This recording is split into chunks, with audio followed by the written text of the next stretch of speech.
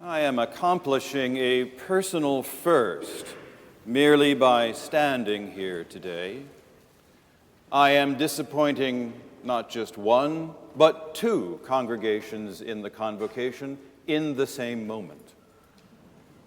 I have just come back from our annual convention in Florence, and the usual practice of the bishop following a convention is to remain in the city of our hosts and to preach to them on Sunday morning. I am not there, as you can see. I am here. I am here because Canon Jacobson is away in Tennessee with her family mourning her brother-in-law, and Dean James traveled successfully to Florence, but his voice did not. And so you have this morning the third string preacher. I am sorry, but here we are. I also am aware that we are in the season of stewardship, that the theme of the sermons planned in these weeks has been the theme of stewardship. Well, here comes the third disappointment, at least for now. There are two ideas in contention in the readings this morning, and they are both ideas about authority. Specifically, they're ideas about spiritual authority, about how authority should work in a community of people who are gathered around the idea of God. Now, because we are Christian people, we might begin this by wondering whether we really need to have any authority, any structures of authority in the life of the church. After all, the basic idea of the gospel that we learn here week after week is a Christian idea that has had so much power to change the world over our long, long history. It is simply the radical notion that human beings are all equal in their standing, equal in their worth, equal in their dignity before God. That is a Christian idea. It's an idea that we take for granted because most of us either come from or live in a nation that was founded on that idea. When the authors of the Declaration and the framers of the Constitution and the leaders of the Revolution said those things explicitly in the founding documents of our respective countries, they were convinced, and rightly so, that they were creating a very new kind of nation on earth, one based on an idea and not an identity. And yes, that was a very new idea for starting a nation. But the essential human dignity of all people, human equality, is not a French idea, and it is not an American idea. It is a Christian idea. It is our idea. The people are equal in dignity and equal in worth. That idea has had the power to shape history. Wonderful in theory. But could we really govern ourselves if we were all absolutely equal? Could we really have a church that was basically Christian anarchy? Don't we have to find a way to gather power and responsibility in some places and assign it to some people in order to get things done? How do we do that and still hold on to our great idea? You will recognize in these questions the outlines of things that we learned in civics class, back when we used to take civics class. Down through the distinct histories of France and America, our nations have had a long and convoluted conversation about how to concentrate power for the sake of getting things done, and how to make certain that concentrations of power are not allowed to become too fixed or too comfortable. We don't like dynasties. We don't like dictators, or at least most of us don't. And we don't like power that is not accountable. But what about the church? After all, this idea about equality, that is our great insight. This is the thing that we have offered human history as God's great hope for humankind. God's plan for how we're supposed to live together with each other and live in relationship with the source of our lives and our dignity. How are we supposed to make authority work in the life of the church? Well, James and John are two of Jesus' disciples, and they are also brothers. Have you ever been part of a large group in which a couple of the people were siblings? You know how they always have a dynamic between themselves that's a little different from the way the rest of the group works? I am hypersensitive about this because, my dear friends, I am an only child. Or, as I have learned to say, I love this phrase, je suis enfant unique. My mother would have said that for sure. I grew up endlessly curious about the relationship between siblings and maybe a little envious of it too. There's a kind of closeness, a kind of acceptance, a kind of depth to their connection that isn't part of how the big group works. That is what I hear when I read this morning's story about these two disciples sidling up to Jesus to ask for some favors. It is a pretty bold move, but they have a little bit of the edge of privilege about them.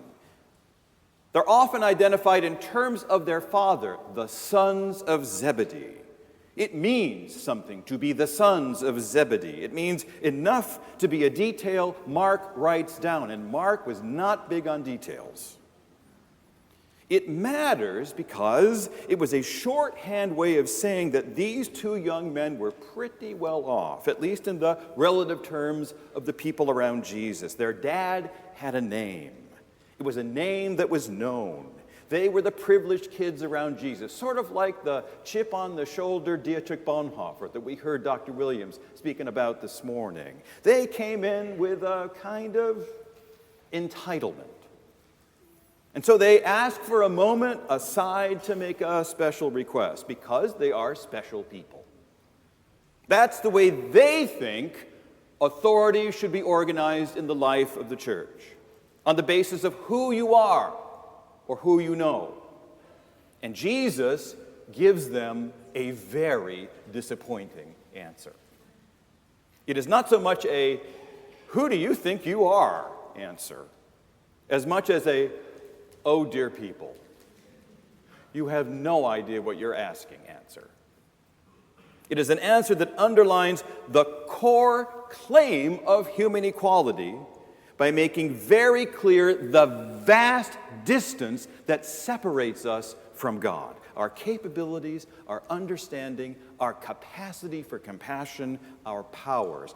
None of us can or should presume to any of that. To put it in other words, the equality that we have with each other is an echo of the distance that separates us from the holiness of God. God is God, and we are not. There's the beginning of an answer in what Jesus teaches this morning about what we should look for when we look for leadership in the church. Jesus is not talking about whether or not people should be ordained. In the community Jesus is making, leadership can come from anywhere. He's not talking about anything other than the necessity of there being some kind of leadership in any human community. And just like our ideas of equality are distinctively Christian ideas, Jesus' notion of leadership is an upside-down way of understanding how power should work in human communities. Because Jesus teaches that the leaders shouldn't be the ones who are the most powerful or accumulate the most wealth or have the most Twitter followers or have a publicist on their staff. The place to look for Christian leaders is among people who have a reflex about serving other people. The place to find our leaders is by looking for folks who are not that much on the lookout for their own advancement, their own reputation, their own nest egg, their own spotlight. So by saying all this, Jesus answers the question we started with. Yes, we need leadership in the church. We need it because churches are human communities, and humans are social creatures who need leadership to thrive. Jesus knows this because Jesus is God, and God made us. Jesus wrote the operator's manual. The writer of the message to the Hebrews that we heard read knows that the people of Israel have inherited a kind of leadership from their covenant history. Theirs was the leadership of priesthood, the person designated by the tradition to make offerings on behalf of all the people in the tabernacle. Offerings that are given in the hope of somehow setting aside the wrongs that all of the people have done, each one and all of them together. That sort of leadership will be needed in the new Christian community, except it will be needed in a very different way. Because the coming of Christ does not mean people are no longer making mistakes. What it does mean is that the whole idea of sacrifice, the whole purpose of it, has changed. Christ himself has been the sacrifice on our behalf. We don't have to make any more sacrifices in the hope to appease God. We don't need to build up leaders so that we can sacrifice them. What we need now are people who will remind us effectively, remind us in ways that we can grasp of the sacrifice Jesus made, not just abstractly, but for us on the cross. So who will those people be? Well, first, they'll be the sort of people who lead by serving. They'll make a sacrifice of something of their pride, something of their need for control, something of their own ego or their own desire for advancement in order to help everyone else find and lay hold of their gifts, their own graces, their own life in God. There'll be people who aren't just faithful, but who share their faith with others. There'll be people who live lives that are so transparent, so open to the work of God in them, that it'll be like a window you can see God at work through and inspire you to think that that could be true for you too. There'll be people who remind us of the sacrifice made on our behalf by recalling it whenever we gather together as God's people. And there'll be people who invite everyone into that encounter with the reality of both the sacrifice and the victory by inviting them to the table of bread and wine. I have just returned from the 6th convention of the Convocation that I've had the privilege to lead. I've spent the past 5.5 years reflecting pretty deeply on just why we need this kind of leadership in the church. Self-emptying, faithful storytelling, organizing, and how best I can strive to be that kind of leader. And I've realized that even if my ambitions for our churches in Europe are vast, and they are, my talents and gifts are pretty limited. When you can't do everything, you have to focus on what is really necessary, what is really essential about the nature of leadership in the church. And what I have come to realize in these years of discerning and working at the same time is the truth of what the author of Hebrews writes about that priest in the tabernacle. This is what it said. He himself is subject to weakness, and because of this, he must offer sacrifice for his own sins, as well as for those of the people. That's me, for sure.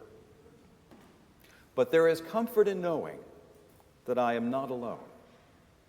Because, oh my dear friends, when we are baptized, and you are, we all take on the work of ministry.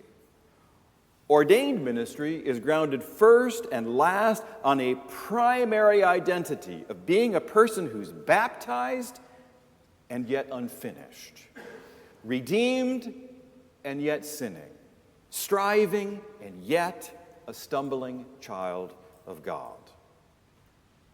The leaders God wants us to have and to follow in any of the circles of our life, the church or anywhere else, are people who are first, last, and always rooted in the identity we share as people ultimately equal.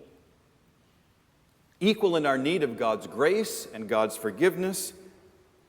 People who are willing to leave each day seeking a deeper understanding of that basic idea.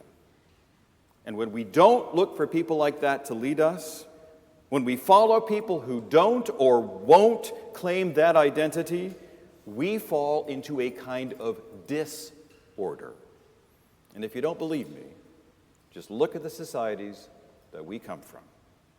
We may still seem to prosper, but something about our whole possibility is not being realized. We forget that essential equality that binds us all as God's children. We fall into the easy temptation of believing that the differences between us somehow change our relative worth to God. Leadership always has a purpose for which the leader is the means and not the end. The purpose of Christian leadership is bringing all people to a deeper encounter with the holy, loving, creating, forgiving, striving reality of God. Sometimes it is a first encounter. Sometimes, as in our case, it is a deeper encounter. But there is always a purpose to be served. And that purpose has to do with God's plan, nothing more and certainly nothing less. It's not about the institutions that we build or the privileges we create or the customs we cherish. It is about the work of God in this time and in this place being realized in God's world. Amen.